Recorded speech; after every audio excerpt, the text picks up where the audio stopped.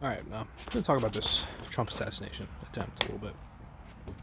We'll talk about what we can learn from this, because ultimately learning is all we can do in a situation like this. If we look at this situation and all we try to do is blame somebody, then what's going to happen is we're going to be inclined to what? Well, we're going to blame the shooter, right? If we look at this event in isolation. Well, the shooter's been eliminated, right? So if we don't look at the greater picture, what we're going to say is that, well, because the shooter has been eliminated, the problem's solved, right? But we know that's not true. We know there's a greater pattern of violence playing out here, and in particular, political violence, even. So, to address that a little bit, when we have a president who comes out and addresses the political violence and condemns political violence, that's fine, right? You can condemn political violence, but if you don't, in the same breath, also condemn violence, then what I'm really seeing here is a mentality that that president, or that politician, whoever it may be, or that news anchor, is more important than the rest of the world. Okay, more important than the average victim of a gang shooting, right? So we can't put political violence on a pedestal. Political violence is just it's almost just like the final frontier of violence. It's the last place that violence shows up in a violent society. And the reason it's the last place violence shows up is because the politicians have better protection than everybody else, right? The average innocent person killed in a drive-by shooting is not being guarded 24/7 by the Secret Service, right? So if there are close attempts being made on the president's or a former president's life, then what that shows us is that, well, violence is getting serious. It shows us that people are testing their luck with the Secret Service, for example. So what we have to do is we have to zoom out, okay? And if we zoom out from this single assassination attempt, we might look at the shooter more closely. Okay, well, this shooter, what motivated the shooter? Well, it's been shown that the shooter was a registered Republican. So maybe we blame Republicans. Maybe we blame the right for radicalizing this shooter, and for whatever reason, he was radicalized against Trump, right? But that doesn't really make much sense, because if he was a Republican, why was he trying to kill Trump? Maybe it was the left that radicalized him. Maybe the Democrats radicalized this shooter against Trump. Maybe it was all the fear-mongering about the fascism that Trump is going to usher in when he becomes president. So if we zoom out to this level, you basically have the left and right blaming each other, right? But this doesn't actually solve the problem either, because the left and right blaming each other is the reason that we have political violence. It's the reason that Nancy Pelosi's husband was attacked by some violent political activists. It's the reason January 6th happened, right? There is division between the left and right, and people are identifying so passionately with either or that they are attacking the other side, right? Or they're trying to keep the other side out of power through force, as with January 6th. Now, this doesn't solve the problem. We have to zoom out farther from this issue in order to resolve that division, or rather, or even to identify the cause of the violence. So we zoom out farther, right? And what we can see is that the U.S. government is violent themselves. They kill innocent people around the world, and when they do that, well, they kind of provide an example to the rest of the citizens, right? If the government can kill innocent people indiscriminately, why can't citizens kill politicians indiscriminately? Again, they're literally providing an example. Some might say, not me personally, but some would say that if you are a politician, if you're a president, and you are justifying or funding a war that kills innocent people, you are asking to be a victim of political violence. Now, I don't want to say that, because that probably perhaps encourages political violence. But in truth, if you are providing that example, you shouldn't be surprised when people take your example and apply it to you. And the difference here is that presidents and politicians who are at the top, they're not exactly the most innocent people, right? These are the people who justify wars. These are the people who justify the defense spending bills that kill innocent people. So, in a sense, it's more justified to kill a president than it is to kill some random person on the street. It's more justified to kill a president than it is to kill a Gazan, some innocent Gazan. And when somebody thinks like this, they might be radicalized to become a violent political activist, right? So we have to zoom out even further, and we have to look at the overall pattern of violence that's playing out and look for the source of it. Why are people killing each other? What drives somebody to kill somebody? And the only way to answer this question is to ask yourself, what conditions would you have to be placed in order to convince you that you have to kill somebody? If you never self-reflect like this, you're never going to understand human motives. And if you never understand human motives, you're never going to be able to understand the thing that leads to political violence or to any other kind of violence, right? So, ask yourself that question. What circumstances could you be placed under that would cause you to commit violence against another person or to kill another person? One such example that you might succumb to is if you were going hungry, right? If you were going hungry, you might hurt somebody for their next meal, right? Another example, if somebody was attacking you, you might protect yourself, right?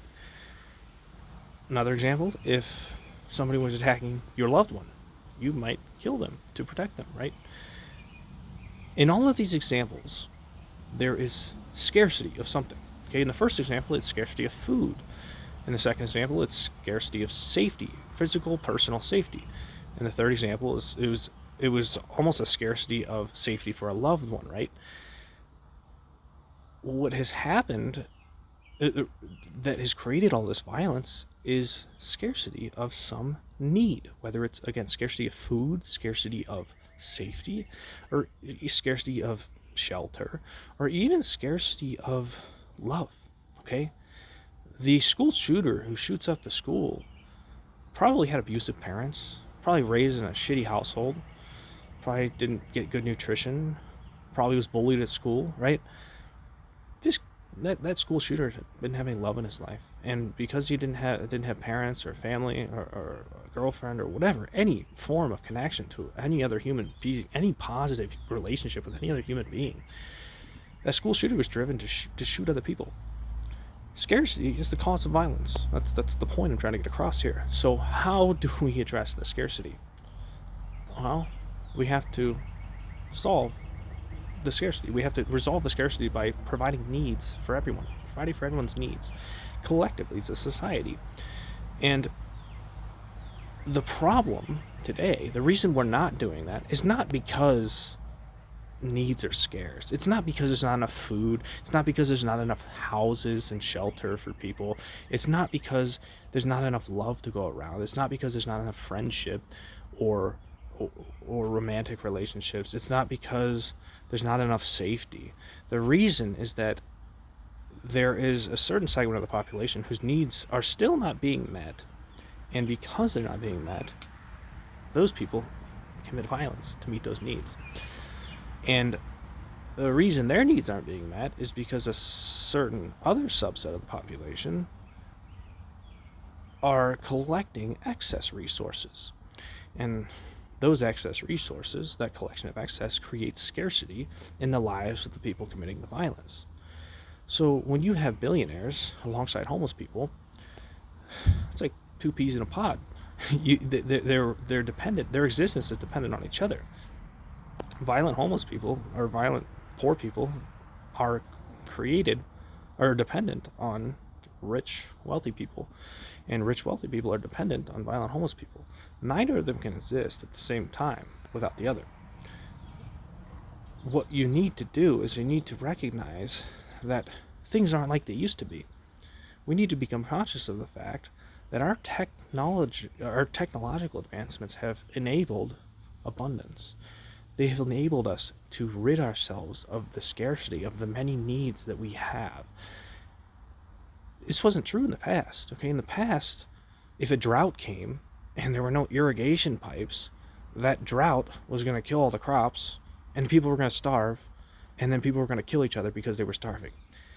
It's not like that anymore. Okay, we pump water thousands of miles or hundreds of miles across the states just to water crops so that we can feed ourselves stably, right? We have to take this same mindset and apply it to needs, everyone's needs, whether it's shelter, food, love, safety. We can't keep restricting people from getting what they need and expecting the violence to disappear. It's just illogical. Whether you're a politician or whether you're some billionaire or whether you are the violent person on the street, when the poor violent person commits a crime, they justify the billionaire's collection of excess because that billionaire now fears for their safety, so they collect excess with the belief that that excess will insulate themselves from the violence being committed by the poor person. Likewise, when that billionaire collects excess, that excess creates scarcity for the poor person, and that poor person is then driven to get those needs in a violent manner. Again, there's a dynamic here between the rich and poor that it's like a vicious cycle. They are dependent on each other, and the rich people, in order to collect even more excess, they create an entire military-industrial complex that bombs innocent people in other nations in order to steal their resources and to control them, right? All of humanity's ills come down to scarcity of necessities. All of them, okay? Scarcity is the original wound that is still bleeding to this day. And you have to believe that we can heal that wound. You have to believe that we can put stitches on it and heal the wound by sharing this productive capacity that we have, by sharing the excess that we have. And in order for that to happen, we also have to understand that the people committing violence have to stop committing violence. And if the rich and poor do this at the same time, then what's going to happen is there's going to be an easing of the violence. The violence will decrease in direct proportion to the extent to which the needs are delivered to the people who need them. But at the same time, it's a lot easier for a rich person to give away money than it is for a poor person to just sit there and starve to death. So, as I've said many times, the men who hold high places must be the ones who start to mold a new reality closer to the heart, okay? What that means is that if you're the wealthy person, if you're the person who has the opportunity to start a business, you're the person who has the opportunity to give to charity or to help your community, you have to do it. You have a responsibility to do it. And you don't just have a responsibility to the poor people, you have a responsibility to yourself. You can't just sit in your house and collect a few guns and wait for the revolution to come and hope that everything goes well for you, because it's not going to work like that, because that violence is going to come to your doorstep, and it's anyone's guess as to whether you win the fight, right? Maybe you win one fight, maybe you lose the next. The point here is to try to get you to understand that we're connected in this world. We are dependent on each other, and if we don't recognize that dependence, then we might be inclined to believe that we can ignore everyone else's problems and focus on our own problems.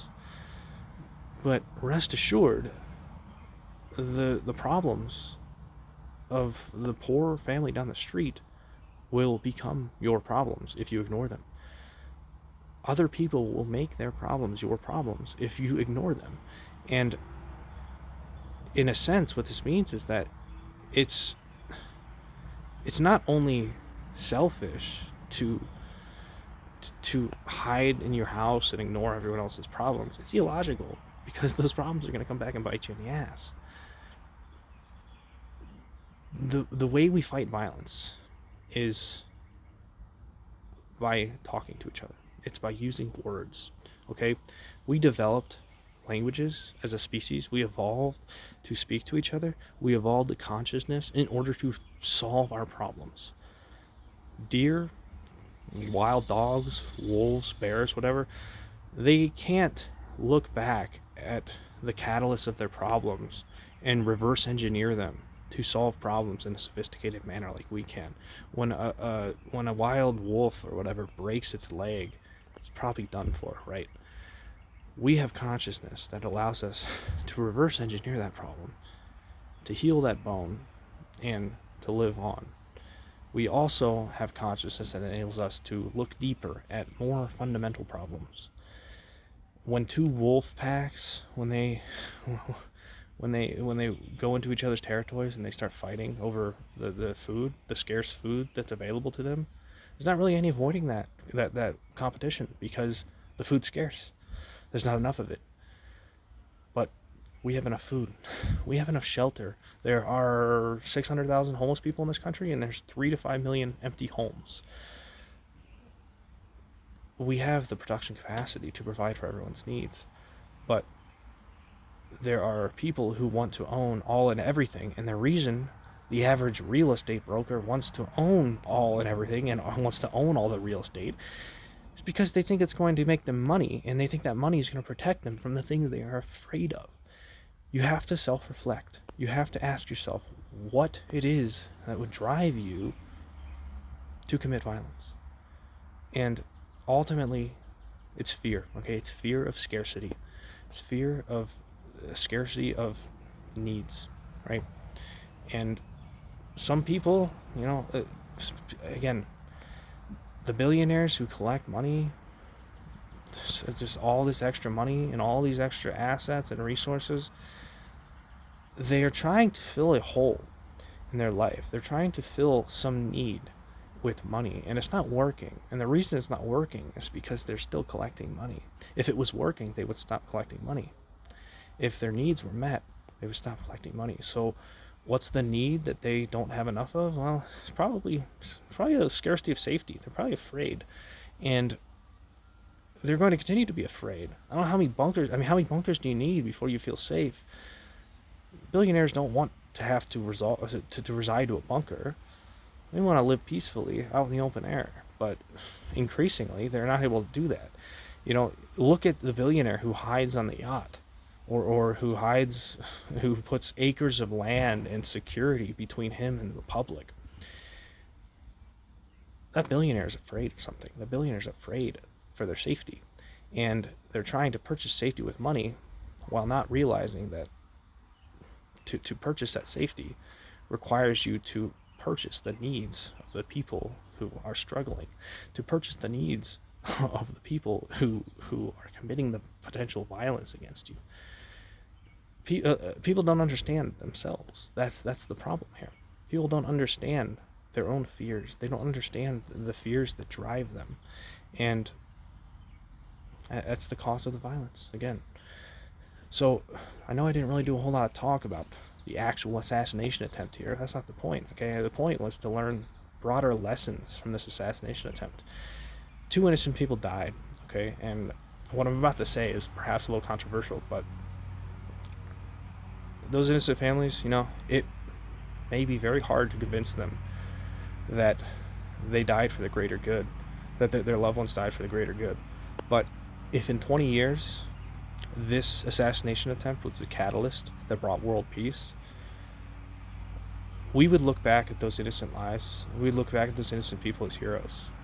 And I think those families in time would be able to justify the loss of their loved ones for that world peace. Let's create world peace. Let's do it. It's no better time than now.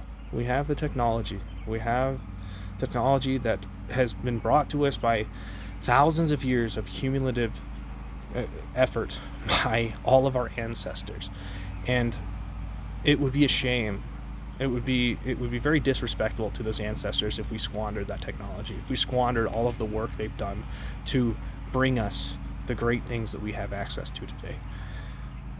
So let's do it. Thanks for watching.